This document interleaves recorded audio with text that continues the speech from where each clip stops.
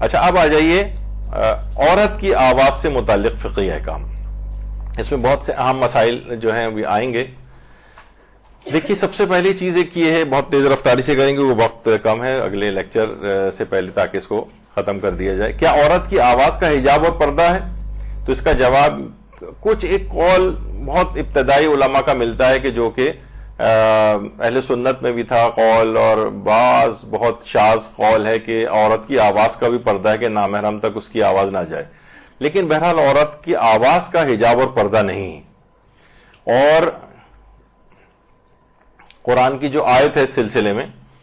کہ اے نبی کی بیویوں اگر تم تقوی اختیار کرو تو تمہارا مرتبہ کسی عام عورتوں جیسا نہیں ہے, لہٰذا کسی آدمی سے لگی لپٹی بات نہ کرنا کہ جس کے دل میں بیماریوں سے لالچ پیدا ہو جائے, اور ہمیشہ نیک بات کیا کرو. تو یہاں پر بھی علماء اس آیت سے استفادہ کرتے ہوئے کہہ رہے ہیں کہ یہاں مطلق طور پر منع نہیں کیا گیا کہ عورت, یعنی ورنہ یہاں پر حکم دے دیتا اللہ کہ عورت نامحرم کو اپنی آواز نہ سنائے. یہاں صرف یہ کہا گیا ہے کہ اس طرح کے جملے یا ایسے لہجہ اختیار نہ کرو کہ نامحرم کے دل میں کوئی برائی کا خیال پیدا ہو. اس کا مطلب ہے اسی آیت سے یہ بات پتہ چلتی ہے کہ عورت کی آواز کا پردہ نہیں ہے, ورنہ مطلق طور پر یہاں پر منع کر دیا جاتا. یہ ہے 34 نمبر کی آیت ہے, اور مجھے اس وقت سورہ اس کا یاد نہیں رہا ہے کیا ہے, لیکن اس کے اندر یہ یا نساء النبی لستن کاحد من النساء ان اتقیتن فلا تغضان بالقول. تو یہ والی آیت اگر آپ جا کر سرچ کریں تو آپ کو مل جائے گی. تو اس میں خاص طور پہ کہ عورت کی آواز کا پردہ نہیں ہے. اور اس کی مثال وہ بھی ہے کہ ظاہر ہے کہ دربار خلافت میں حضرت زہرا سلام اللہ علیہ نے جو خطبے دیے, اللہم صلی علی محمد وعلی محمد, اور اسی طریقے سے حضرت زینب سلام اللہ علیہ اور حضرت ام کلثوم سلام اللہ علیہ, اللہم صلی علی محمد وعلی محمد, ان کے بھی درباروں اور بازاروں میں جو خطبے تھے اس کے اندر بھی آپ نے دیکھا کہ وہ نامحرموں کے سامنے ہی دیے گئے تھے. اگر آواز کا پردہ ہوتا تو یہ خواتین کبھی بھی ان افراد کے سامنے ایسے خطبے نہ دیتی. اچھا البتہ عورت جو اپنی آواز نامحرم تک سنائے تو اس میں کچھ شرطوں کی پابندی کرنا ضروری ہے. اچھا اب ویسے تو ذرا مشکل سے الفاظ ہیں, لیکن ابھی میں جب ایکسپلین کروں گا تو وہ واضح ہو جائیں گے. مثلا شرطیں کہ عورت کی ترقیق القول نہ ہو, تلین کلام نہ ہو, تحسین الصوت نہ ہو, مہیج نہ ہو, باعث لذت و ریبہ نہ ہو, یعنی بہت ساری اس کی شرطیں. جیسے اب اس میں ترقیق القول نہیں, یعنی آواز کو عورت باریک نہ بنائے, بہت باریک بنا رہی ہے, بہت بناوٹ, کیونکہ بہت سی خواتین کا یعنی بعض اوقات سننے میں آتا ہے کہ وہ اپنی آواز کو بہت اس طرح سے بنا کے پیش کر رہی ہوتی ہیں. بہت سے آڈیشنز لیے جاتے ہیں آواز کے, ایف ایم ریڈیو اور فلاں اور یہ وہ, کیا آواز یعنی ان کی یا ریسپشنسٹ رکھی جاتی ہیں یا اس طرح سے ان کی, یعنی بلکہ بہت سی خواتین ذرا بناوٹی لہجہ بھی اپنا اس طرح سے بنا لیتی ہیں, کچھ خاص انگریزی بولنے میں کوئی بناوٹی لہجہ, یا بہرحال اپنی آواز کو اس طرح سے بنانا کہ یعنی آواز کو بہت باریک بنایا جائے, یہ بھی نہیں ہونا چاہیے, ترقیق القول نہ ہو. تلین الکلام, آواز کو بہت نرم اور ملائم نہ بنایا جائے, یہ دوسرا اس میں شرط ہے. تیسری چیز ہے تحسین الصوت, آواز کو خوبصورت نہ بنایا جائے. اپنی آواز کو بہت خوبصورت بنا کر پیش کرنا بعض اوقات یہ بھی ہوتا ہے, تو یہ سب جو ہے نا برائی کی طرف لے جانے والی چیزیں. اور مہیج للسامع نہ ہو, یعنی سننے والا جو ہے اس کے منفی جذبات کو ابھارنے والی نہ بنے وہ, اور کہ وہ اس کے لیے منفی طور پر وہ اس سے لذت حاصل کرے اس آواز سے, یا یہ کہ باعث فتنہ اخلاقی نہ ہو اس کے لیے مستقبل میں بھی, یعنی کسی گناہ میں پڑنے کا, ریبہ کہتے ہیں, مستقبل میں بھی کسی گناہ میں پڑنے کا اس کے امکان نہ ہو. عام طور پر بعض خواتین جن کی جو منفی خیالات ہوتے ہیں تو اس طرح سے اپنی آواز کو بنانا نامحرم کو لبھانے کے لیے, چاہے وہ کمپنی کی طرف سے ہو کہ جناب کسی پروڈکٹ کو سیل کرنی ہے یا کچھ اور انشورنس پالیسی بیچنی ہے یا کوئی بھی اس طرح کی بہت ساری چیزیں ہوتی ہیں, تو یہ تمام شرطوں کا خیال رکھنا چاہیے کہ ترقیق القول, آواز کو باریک نہ بنائے, تلین الکلام, آواز کو ملائم نہ بنائے, تحسین الصوت, بہت اپنی آواز کو خوبصورت نہ بنائے, اور لذت والی اور گناہ میں لوگوں کو ڈالنے والی یا فتنہ اخلاقی کا باعث بننے والی یہ والی آواز اس کی نہیں ہونی چاہیے. کہ منفی اگر کسی کے دماغ میں اس کے خیالات پیدا ہو رہے ہیں تو پھر ایسی آواز کو اس سے اجتناب کرنا پڑے گا, یعنی اس میں اگر برائی کے یہ پہلو سب آ رہے ہوں اگر. اچھا، اب نامحرم اگر موجود ہے تو عورت کا بلند آواز سے نماز پڑھنا کیسا ہے؟ تو اس میں زیادہ تر کچھ علماء بلکہ اس میں تھوڑے سے الگ ہیں. مثلا آیت اللہ خو یہ فرماتے تھے کہ احتیاط واجب ہے کہ نامحرم سننے والا موجود ہے تو بلند آواز سے پڑھی جانے والی نمازیں عورت آہستہ آواز میں پڑھے. آہستہ جو پڑھی جاتی ہیں انہیں تو آہستہ پڑھنا ہی ہے مرد اور عورت دونوں کو، لیکن جو بلند آواز سے پڑھی جانے والی نمازیں ہیں عورتوں کے لیے اختیار ہے کہ وہ چاہے بلند پڑھیں چاہے آہستہ پڑھیں، بالجہر بھی پڑھ سکتی ہیں. لیکن اگر نامحرم موجود ہے تو آگے یہ فرماتے تھے احتیاط واجب یہ ہے کہ عورت اس وقت پھر بلند آواز سے پڑھی جانے والی نمازیں بھی آہستہ پڑھے. آیت اللہ وحید خراسانی یہ فرماتے ہیں کہ اگر برائی میں ایسی آواز اچھی آواز کے ساتھ وہ پڑھ رہی کہ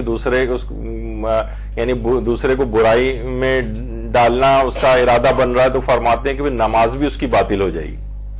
گناہ بھی ہے اور نماز بھی اس کی باطل ہے کیونکہ قصد قربت کے برخلاف جا رہا ہے. اچھا، اور مثلا عورت کسی جگہ نماز پڑھی اور نامحرم سننے والے وہاں پر جو ہے وہ موجود ہیں. آغا سیستانی فرماتے ہیں کہ نماز پڑھنے کے دوران اگر کوئی نامحرم سن رہا ہے تو کوئی حرج نہیں ہے، لیکن اپنی آواز کو اس طرح سے نازک اور خوبصورت نہ بنائے کہ معمولاً وہ ہیجان آور ہو. یعنی آواز کو نماز کی قرات میں ایسی ہیجان آور یا اس طرح سے یعنی منفی جذبات کسی کے سے جو بھڑکنے لگے اس طرح کی آواز نہ بنائے. فرماتے پھر احتیاط واجب یہ ہے. ایک اور فتوے میں فرمایا کہ پھر احتیاط واجب ہے کہ آہستہ ہی آواز کے اندر پڑے. البتہ اگر اس مسئلے میں اس احتیاط واجب میں وہ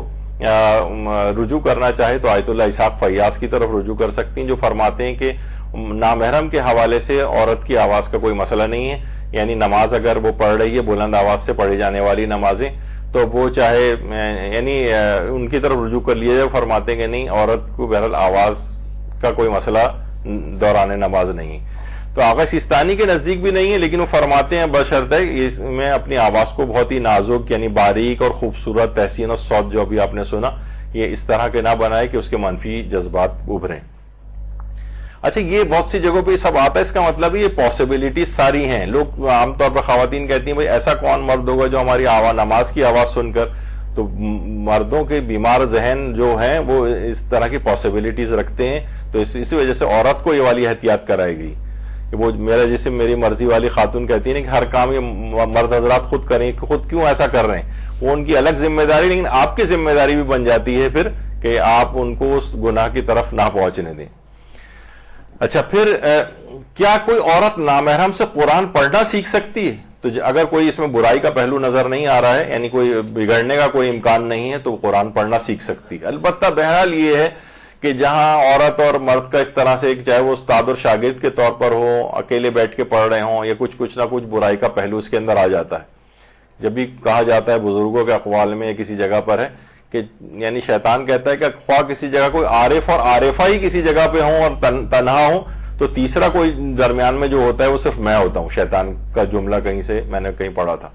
تو بہرحال یہ کہ احتیاط کرنی چاہیے کہ اس طرح سے براہ راست کسی تنہائی میں ٹیوشن وغیرہ پڑھانا اور یہ اس طرح سے نامحرم کو یعنی یا تو یہ کہ اجتماع ہو یا کچھ جہاں اس قسم کا کوئی پہلو نہ ہو تو وہاں عورت قرآن پڑھنا بھی سیکھ سکتی ہے. پھر کیا عورت نامحرم سے حسن قرات کے ساتھ قرات سیکھ سکتی ہے، قرآن سیکھ سکتی ہے؟ اس کا بھی یہی ہے کہ اگر کوئی برائی والے میں پڑھنے کا امکان نہیں ہے تو سیکھ سکتی ہے، لیکن احتیاط کرنا اس میں بھی بہتر ہے. کیا عام آواز میں عورت نامحرم کے سامنے تلاوت قرآن کر سکتی ہے؟ عام آواز میں تو جی ہاں، تلاوت قرآن کر سکتی ہے. کیا لہن میں نامحرم مرد کے سامنے عورت تلاوت قرآن کر سکتی ہے؟ یعنی بہت خوش الہانی کے ساتھ بہت سے ایسے پروگرام ہوتے ہیں بہت بڑے بڑے مصر میں، ادھر ادھر کے عورتیں بھی آ کر حسن قرات بہترین طریقے سے کر رہی ہوتی ہیں اور مرد اور عورت دونوں وہاں پر بیٹھے ہوئے ہوتے ہیں. تو بہرحال کیونکہ اگر برائی کا کوئی امکان نہیں ہے تو کر سکتی ہے، لیکن برائی کے امکانات پیدا ہو جائیں تو پھر مسئلہ اس کے اندر آ سکتا ہے اور اشکال پیدا ہو سکتا ہے اس میں. تو یہی آغا سیستانی سے بھی پوچھا گیا کہ عورتوں کا مردوں میں لہن کے ساتھ یا بغیر لہن کے قرآن یا دعا پڑھنا. بہت سی خواتین بہت اچھی دعا مثلا پڑھ رہی ہیں، دعائے توسل پڑھ رہی ہیں اس طرح سے. تو جواب دیا کہ اگر آواز کو اس طرح نازک اور خوبصورت نہ کرے کہ جو معمولاً ہی جان آور ہو تو کوئی حرج نہیں ہے. اگر ہی جان آور ہو رہی ہے تو پھر اشکال ہے اس میں. خواتین کا مجالس میں بآواز بلند رونا کیسا ہے جبکہ نامحرم سن رہے ہوں؟ اس میں بھی آیت اللہ سیستانی جو تیسرا سوال ہے ان سے یہ بات پوچھی گئی کہ عام طور پر عورتیں جو ہیں وہ جو بھی مجالس ہوتی ہیں تو اس کے اندر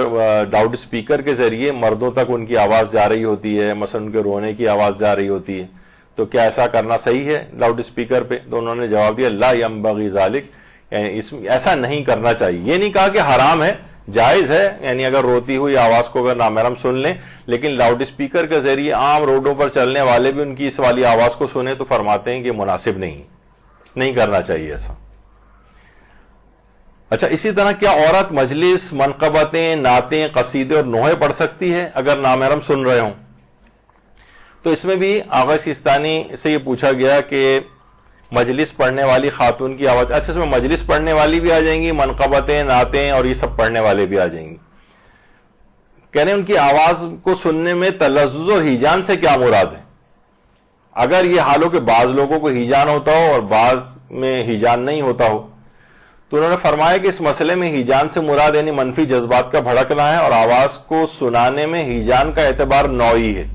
یعنی یہ نارملی جو آواز نکال رہی ہے، عام طور پر یہ جو آواز اس کے حلق سے نکل رہی اتنی خوبصورت آواز ہے کہ یہ مثلا لوگوں میں ہیجان پیدا کر سکتی ہے، تو پھر اشکال ہو جائے گا اس میں، پھر وہ نہیں پڑھ سکے گی. لیکن اگر عام طور پہ ایسا نہیں ہے، یعنی سنانا اگر کسی کو ہے تو اس میں نو کو دیکھا جائے گا، یعنی آواز کی کیفیت کو،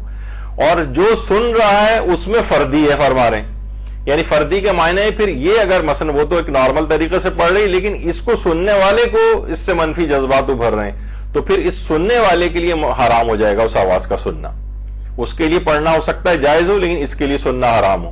اور اگر اس کی آواز کی نوعیت ہی ایسی ہو کہ منفی جذبات کو عموماً ابھار دیتی ہو، لوگوں کی ایسی خوبصورت آوازیں بھی ہو سکتی ہیں، تو پھر فرماتے ہیں کہ پھر وہاں پر یعنی اس میں اشکال ہو جائے گا اور پھر اس میں احتیاط کرنا پڑے گی. اور یہ بھی فرمایا ایک استفتاء میں ان میں کہ عورت کی آواز کا حجاب نہیں ہے، لیکن عام طور پر فرما رہے ہیں کہ اس کی آواز اگر مہیج ہو رہی ہے، یعنی اس طرح سے منقبتیں، قصیدے اور وہ چیزیں پڑھ رہی ہے کہ منفی جذبات کسی کے ابھر رہے ہیں. اور فرمایا کہ ایسا بھی نہیں ہونا چاہیے کہ اس کے مضمون، یعنی اگر مرد بھی اگر بیٹھے ہوئے سن رہے ہیں تو اس کا مضمون ایسا نہیں ہونا چاہیے جو مردوں کی محفل میں بیان کرنے والا ہو، یعنی مضمون کو بھی دیکھا جائے گا. اور یہ بھی پوچھا گیا ہے ان سے کہ اگر عورت اور مرد سب ساتھ بیٹھے ہوئے ہیں تو انہوں نے یہ بھی فرمایا کہ پھر ایسا اختلاط نہیں ہونا چاہیے، ایسی مکس گیدرنگ نہیں ہونی چاہیے جو کہ حرام ہو، یعنی اس کا بھی خیال رکھا جائے گا اس کے اندر. پھر سوشل میڈیا پر خواتین کا میک اپ وغیرہ کے ساتھ آ کر مجالس و نوحہ اور قصائد پڑھنا، عام طور پر جو اس طرح کے اپلوڈ وغیرہ کر دیتی ہیں اس میں ان کے چہرے بھی آ رہے ہوتے ہیں، تو اس کے اندر میک اپ، بہت بھڑکیلے لباس، بہت سی خواتین نعتیں پڑھنے والی ہیں، بہت سی قصیدے پڑھنے والی ہیں، اور وہ بہت زیادہ تیار ہو کے جو ہے اگر وہ بیٹھ کے کر رہی ہیں تو نامحرم کے سامنے اپنی اس طرح سے زینت کر کے بھی نہیں آ سکتے میک اپ میں. تو آواز کا مسئلہ تو وہ آپ نے سن لیا، اس میں تو ایک اور حرام اور شامل ہو جائے گا کہ نامحرم کے سامنے میک اپ کر کے آنا، تو یہ حرمت اس کی اور بڑھ سکتی ہے، تو پھر اس میں احتیاط کرنی پڑے گی. تو یہ سوال پوچھا گیا آغا سیستانی سے، کیا مجلس اعضاء اور مرثیہ اور نوحہ پڑھنے والی خاتون کے لیے اپنی آواز غیر مرد کو سنانا جائز ہے، اور کیا مرد کے لیے اسے سننا جائز ہے؟ اور سماع غیر متعمد یعنی بغیر ارادے کے سننا، جیسا کہ اگر پڑوس میں خواتین کی مجلس ہو اور کوئی مرد اپنے گھر میں بیٹھا ہو اور اس کو آواز آ رہی ہو تو اس کو سننے کا کیا حکم ہے؟ تو انہوں نے جواب دیا کہ اگر آواز میں باریکی، خوبصورتی، بناوٹ اور ہیجان انگیزی نہ ہو تو خاتون کے لیے اپنی آواز سنانا جائز ہے. البتہ مرد کے لیے اس کی آواز کو سننا اس وقت جائز ہے جب شہوت انگیز نہ ہو، دل میں کوئی میل نہ آئے اور وہ اپنے نفس پر حرام میں مبتلا ہونے کا خوف بھی نہ رکھتا ہو. البتہ ایسا ہونے کا اگر اسے فقط شک ہے کہ پتہ نہیں یہ میں برا میں پڑھ رہا ہوں نہیں پڑھ رہا، تو فرما رہے صورت میں احتیاط ہی مناسب ہے، یعنی نہیں سنے، بلکہ بہتر ہے کہ بغیر ضرورت کے نہ سنا جائے اور بغیر ضرورت کے نہ سنایا جائے اور نہ ہی سنا جائے. یعنی ایسی کیا ضرورت پیش آ رہی ہے کہ ہمیں ہر مرد کو جو ہے وہ اپنی آواز کو سنانا ہی ہے؟ ایسی کوئی ضرورت بھی نہیں ہے. فرما رہے ہیں کہ بہتر اور مناسب یہی ہے، حرام تو نہیں ہے لیکن بہتر اور مناسب یہی ہے کہ بلا ضرورت نہ تو سنایا جائے اور نہ ہی سنا جائے. خواتین کا گانوں کی طرز پر قصائد پڑھنا کیسا ہے؟ تو گانوں کی طرز پر قصائد کا پڑھنا عام طور پر بہت سی تقریبات میں ہوتا ہے ایسا کہ آغا سیستانی نے اسے پوچھا گیا کہ شادی بیاہ کے رسم و رواج میں آپ دیندار جوانوں کو کیا نصیحت فرماتے ہیں، تو آپ نے فرمایا کہ نصیحت یہ ہے، ہدایت یہ ہے کہ ہر قسم کی حرام خوشی سے پرہیز کیا جائے، اس طرح ہر اس کام سے بچا جائے جو باعث اشکال شرعی ہو، خاص طور پر ایسے کام جو بعض دینداروں کی محافل میں بھی ہو جاتے ہیں، جیسے خاتون کا مدح اہل بیت میں قصیدوں کو غنا کے لحن میں پڑھنا، یہ محل اشکال ہے، یعنی احتیاط واجب ہے۔ اور فرماتے ہیں جیسا کہ عام طور پر شادی کی محافل میں ہوتا ہے، اس کے ساتھ موسیقی دف بھی شامل ہو جاتی ہے تو پھر قطعاً حرام ہی ہے، اگر اس کے ساتھ موسیقی نہ ہو تب بھی احوط یہ ہے کہ اس سے اجتناب کیا جائے، یعنی گانوں کے طرز پر قصیدے وغیرہ کے سلسلے میں انہوں نے احتیاط واجب لگا کر منع کیا ہے۔ اچھا، شادی بیاہ کے موقع پر عورتوں کا گانا گانا، دیکھیے ایک بہت تیزی کے ساتھ جاؤں گا، اگرچہ اس پہ 10-15 منٹ کم سے کم سمجھانے کے لیے چاہیے، لیکن اگلا لیکچر تاکہ خراب نہ ہو۔ تو شادی کے موقع پر عورتوں کا جو گانا گانا اور آواز کا جو مسئلہ ہے، یعنی ایک تو وہ ہے جو کہ حرام کی حد تک گانا کوئی نہیں پہنچ رہا ہے، مثلا پہلے زمانے میں تھا، اب تو مجھے پتہ بھی نہیں، نہ میں اس قسم کی کسی اس میں کبھی گیا ہوں، کہ سننے میں آتا ہے خواتین وہ جو بس ایک ڈھول لے کے بیٹھ جاتی تھیں اور اس کے اوپر دولہا والوں کے طوطے اڑ گئے وغیرہ ٹائپ کی چیزیں جو ہوتی تھی، تو اس چلیں یہ نہ کسی گانے غنا کے اس کے اندر آتا تھا، تو یہ اس حد تک اگر پڑھا جا رہا ہو تو یہ آغا سیستانی بھی حرام نہیں قرار دیتے، لیکن اس میں اور چیزیں جو لوازمات شامل ہو جاتے ہیں ممکن ہے اس سے حرام ہو جائے۔ ایک مسئلہ اور بتا دیا جائے، فقہا میں ایک چیز بہت مشہور ہے، اگرچہ آغا سیستانی کا ایک مسئلہ ایک الگ سے ہے، وہ میں بھی آگے چل کے بتا دوں گا، لیکن فقہا کی اکثریت یہ کہتی ہے کہ شادی بیاہ کے موقع پر چند شرائط کے ساتھ عورتوں کا گانا گانا جائز ہے۔ گانا گانا، اچھا یہ عام وہ والا گانا نہیں جو بھی میں نے کہا جس میں طوطے اڑنے والا جو تھا، یعنی جو باقاعدہ پکا جو حرام گانا ہے، وہ بھی کہا ہے کہ شادی بیاہ کے موقع پر جائز ہے، لیکن کچھ شرطوں کے ساتھ جائز ہے۔ شرط کیا ہے؟ سب سے پہلے تو شرط یہ کہ آلات موسیقی لہوی ساتھ میں نہ بجائی جائیں، یعنی بالکل موسیقی حرام نکال دی جائے اس میں سے۔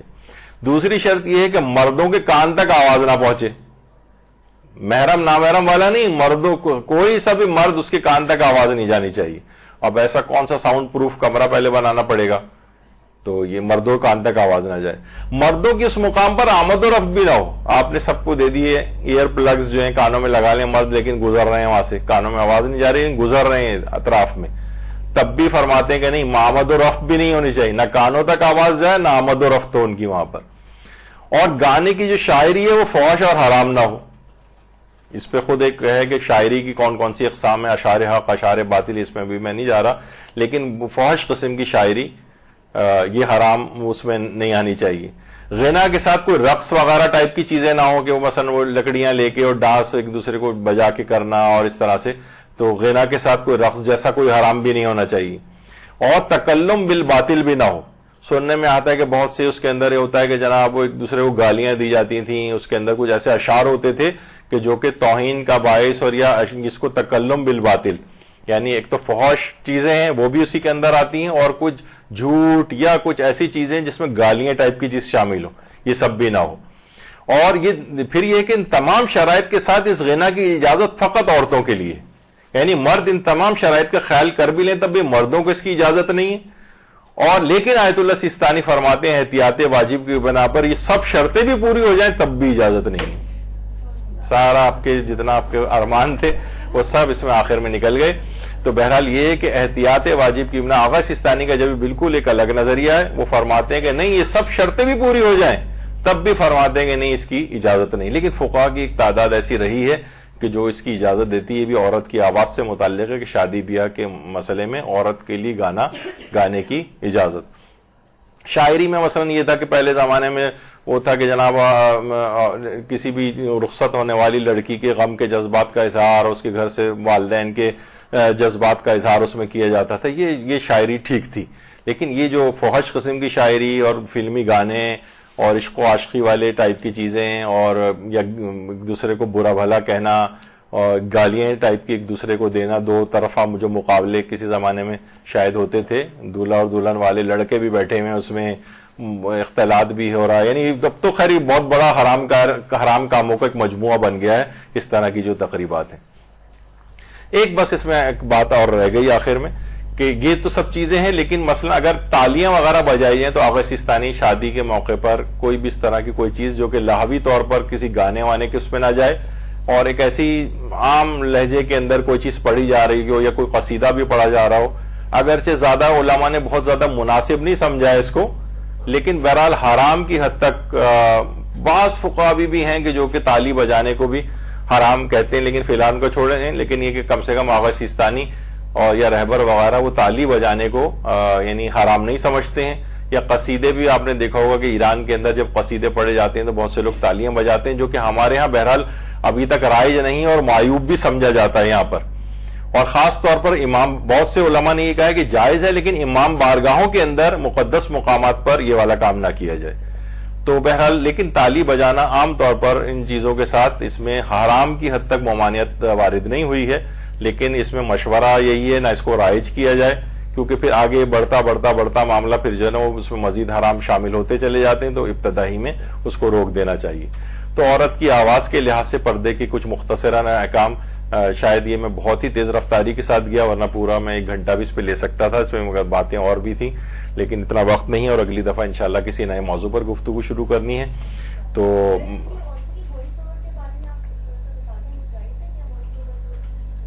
اچھا پہلے تو یہ بتائیں کہ ویسے تو ہے، لیکن اس میں آپ اس کو کیا سمجھتی ہیں وائس اوور کو، کیا ہے یہ؟ ہاں تو وہ اس میں بہت تفصیل ہے ذرا، تو اس کو انشاءاللہ اگلی کسی اس میں رکھ لیں ہم، لیکن کیونکہ وقت ہو گیا ہے، وہ دوسرا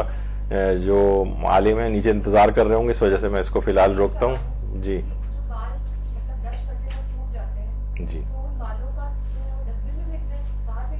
میں خیال پچھلی درس میں نہیں تھی کیا، اس میں ہم نے ٹوٹے ہوئے بالوں کا ہی پورے فقہی احکام بیان ہوتے، تو بہرحال اس کو ڈسٹ بن میں بھی پھینک سکتے ہیں،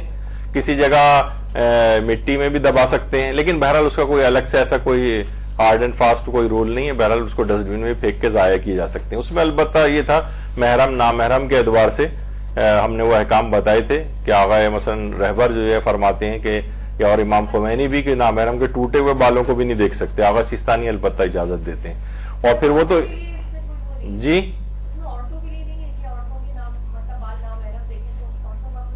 عورتوں کے لیے مسئلہ نہیں کہ نامحرم کے بال تو اصلاً بھی جب سر میں لگے ہوں تب بھی عورتیں دیکھ سکتی ہیں مردوں کے، تو ان کا مسئلہ نہیں ہے، عورتوں کے ٹوٹے ہوئے بال مردوں کے لیے دیکھنے کا مسئلہ ہے، جو فقہی اعتبار سے پچھلی دفعہ بیان ہوا تھا۔ وصلی اللہ علی محمد وآلہ الطیبین الطاہرین۔